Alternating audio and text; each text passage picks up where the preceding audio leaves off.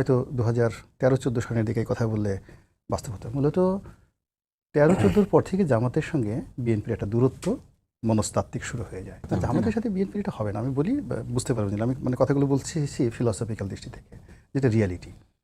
অর্থাৎ 14-15 সন থেকে তাদের মধ্যে সম্পর্কটা আসলে খারাপ হতে থাকে।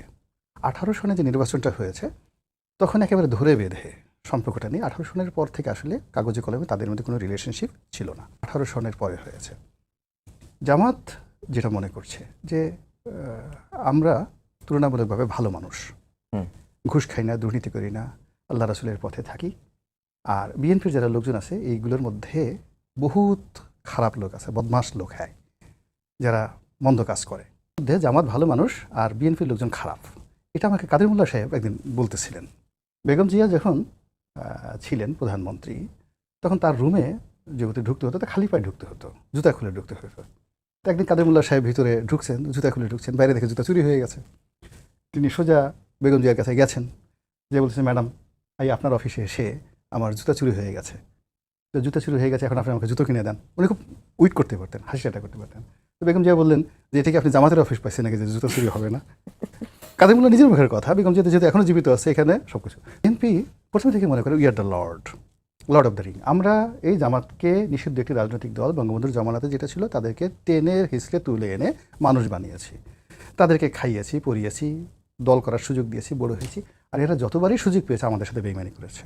এরশাদের জামানাতে 86-তে আমাদেরকে এরা শেখা দিয়া তারা সেই শেখ হাসিনার সাথে খাতির করে চলে গেছে।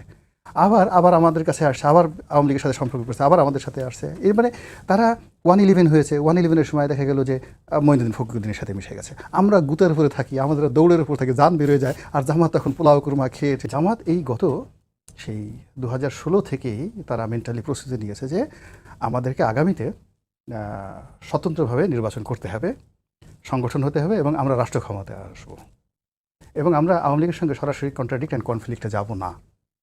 আমি জামাতের যত সুপ্রিম হাই কমান্ড আছে সবাই আমার অফিসে আসছেন, তাদের মানে একবার প্রথম ওনার আব্বাদের সাথে যে ছিল তখন তাদের সাথে আমার এই কথা, শাহ আব্দুল হান্নান সাহেবের মতো মানুষ। তো তারা তখন 2016 থেকে নীতিগত সিদ্ধান্ত নিচ্ছে যে আমরা এখন দাওয়াতি কর্মকাণ্ড করব, নিজেদের সংগঠন বাড়াবো এবং শক্তিমত্তা অর্জন করব। গেল এইভাবে তারা নিয়েছে। এবং এটার ব্যাপারে আমাকে মীর কাসেম সাহেব জেলখানাতে, আমি এটা লিখছি, আমি বলতে পারি এটা, উনি জীবিত অবস্থায় লিখছি, উনি বলছেন যে ঢাকা বিশ্ববিদ্যালয় 2013 সনে আমি যখন জেলে ছিলাম, আমাকে বলছে ঢাকা বিশ্ববিদ্যালয়ে আমাদের ক্ষমতা এত বেশি, পুলিশ যদি নিউট্রাল হয় তাহলে বিএনপি মানে ছাত্রদল এবং ছাত্রলীগ এদেরকে ক্যাম্পাস ছাড়া করতে আমাদের 1 ঘন্টা বেশি লাগবে না। 2013 সনে, এবং আমি জেল থেকে বেরোয় আবার বাংলাদেশ প্রতিদিনে লিখেছি, ইটস এ রেকর্ড। তাহলে জামাতের প্রস্তুতিটা কেমন ছিল, যেটা এই নির্বাচনের পরে 14 মাসে আমরা সেটা কিন্তু দেখতে পেয়েছি। তো এই ব্যাপারে বিএনপির কোনো গবেষণা ছিল না।